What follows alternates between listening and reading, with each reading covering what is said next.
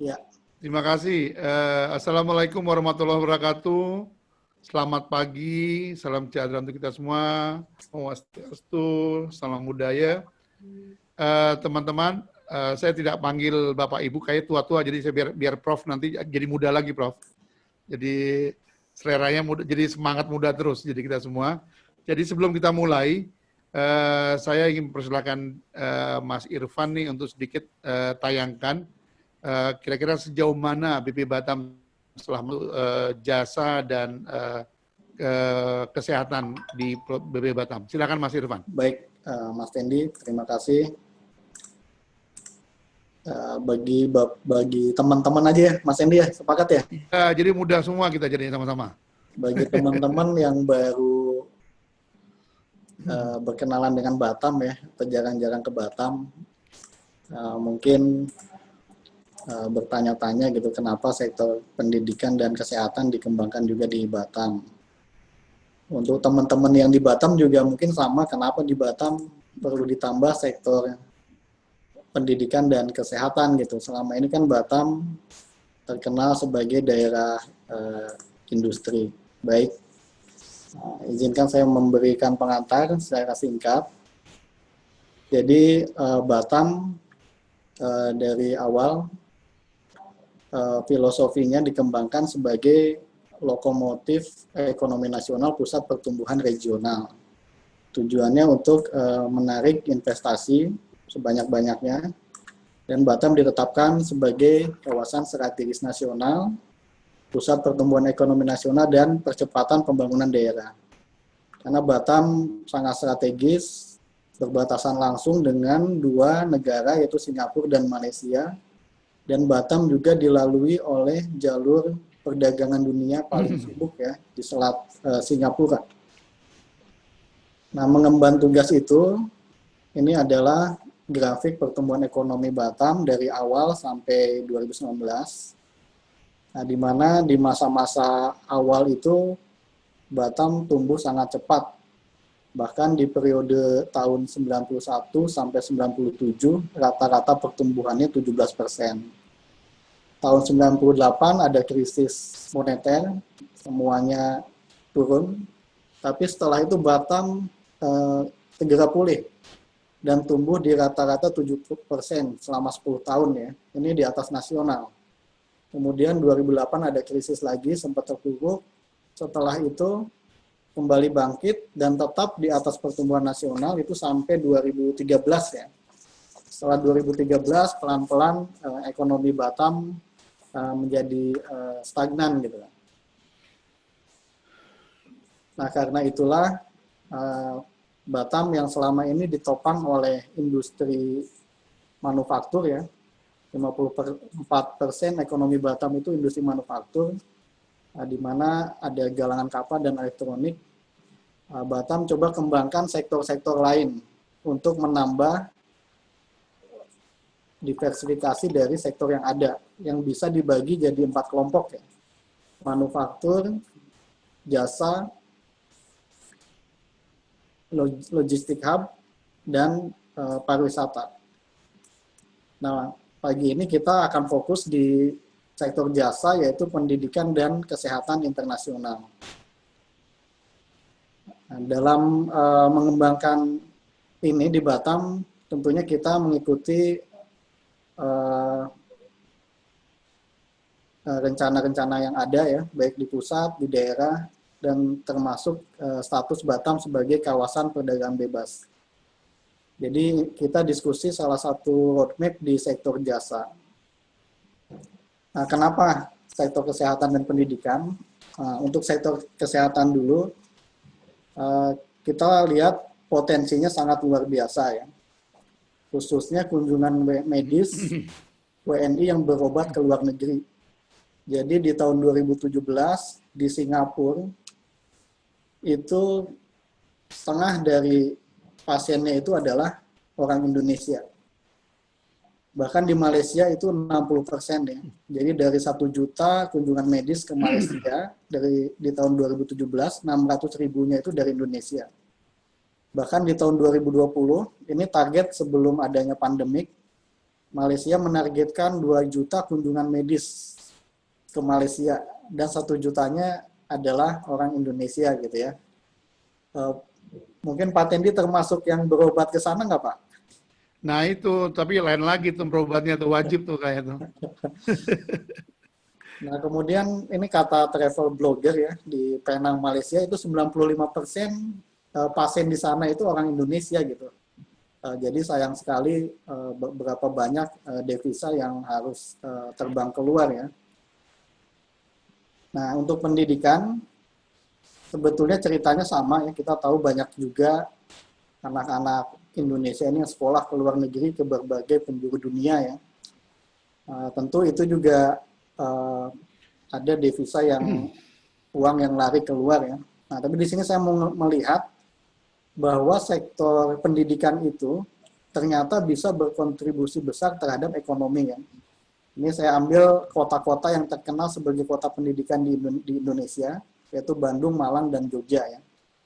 Nah, yang paling tinggi Jogja. Jadi persentase sumbangan dari sektor pendidikannya terhadap PDRB itu mencapai rata-rata 8,5%. Ini besar gitu. Satu sektor pendidikan itu menyumbang 8,5%.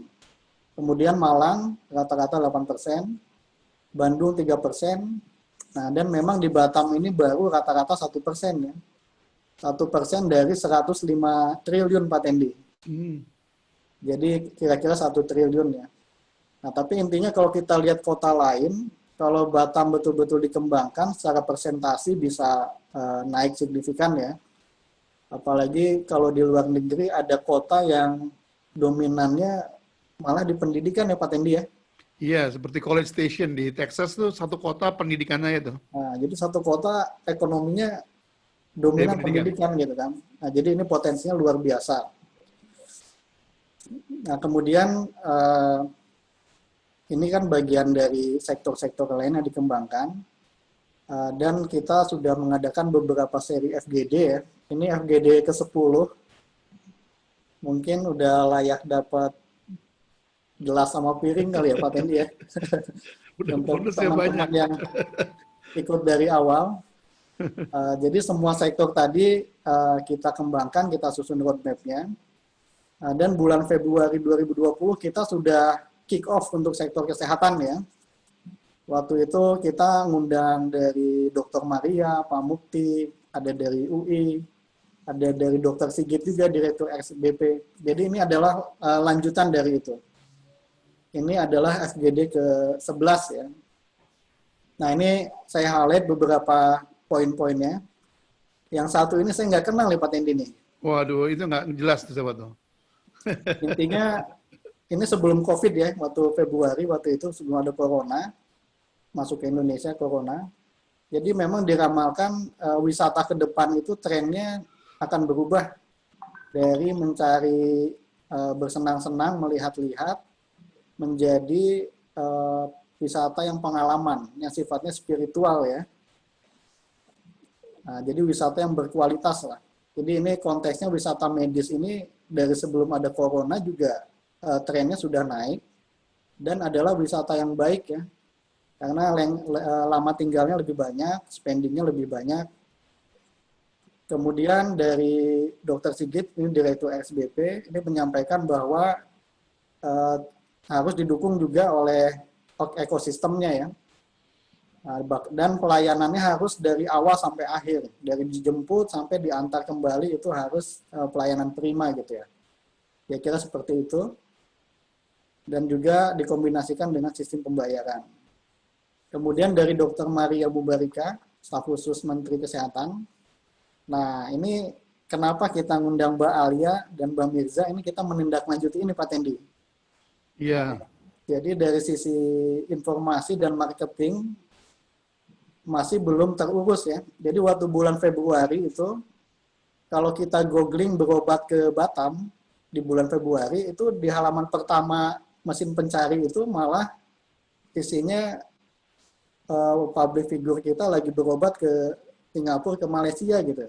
Dan ada iklan-iklan wisata kesehatan di sana gitu. Nah, dan juga kalau ketik berobat ke Indonesia juga sama. Yang muncul adalah iklan wisata medis dari tempat lain ya.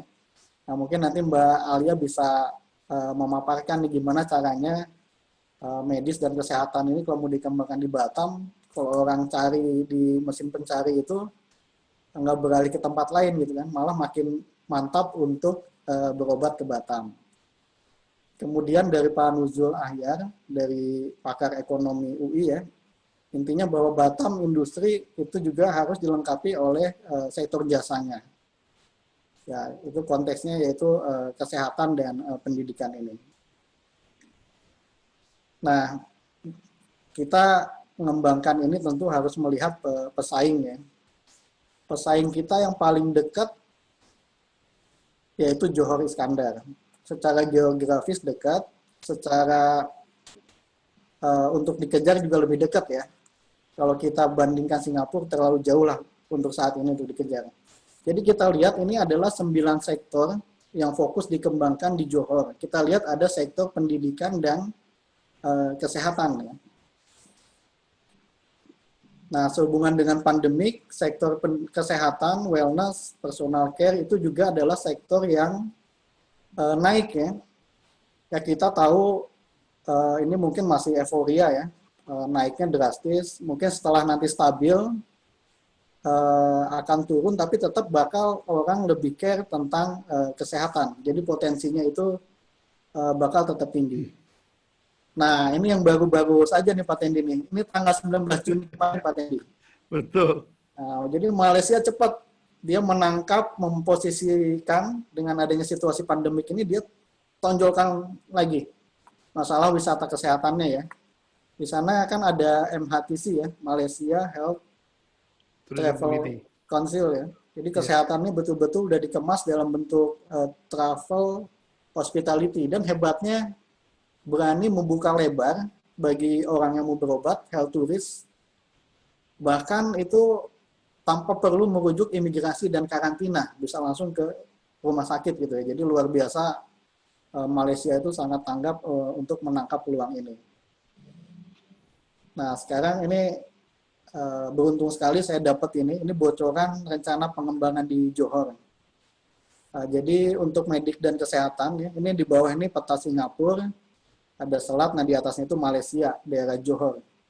Jadi pendidikan dan kesehatan itu dikembangkan di daerah B ya, sektor B di Nusa Jaya. Nah bentuknya seperti apa? Oh ini adalah anchor-anchornya atau usaha-usaha besarnya yang ditarik ya.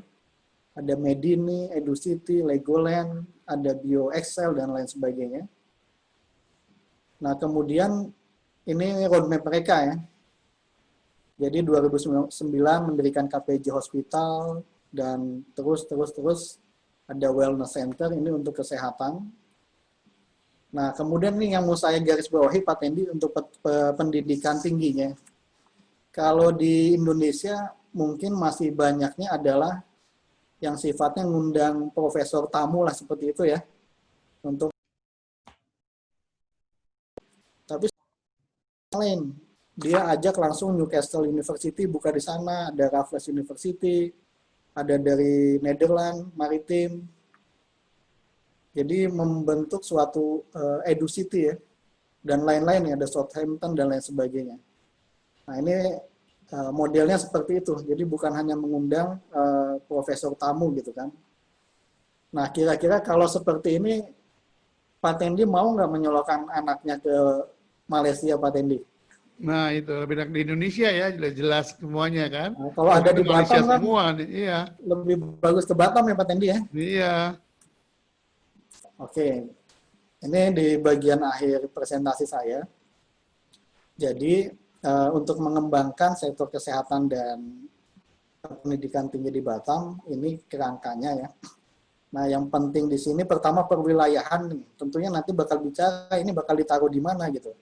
Untuk itu di sini sudah bergabung teman-teman dari Pusat Pengembangan Kawasan Ekonomi Khusus dari BP Batam ya. Nah, ini jadi salah satunya nanti di kesehatan. Kemudian juga masalah pemasarannya ya. Nanti mungkin Mbak Alia bisa kasih pencerahan ke kita gitu kan. Mungkin sebagai pengantar itu Pak Tendi, Terima dari kasih. saya. Makasih Pak Tendi. Terima kasih Mas Irfan.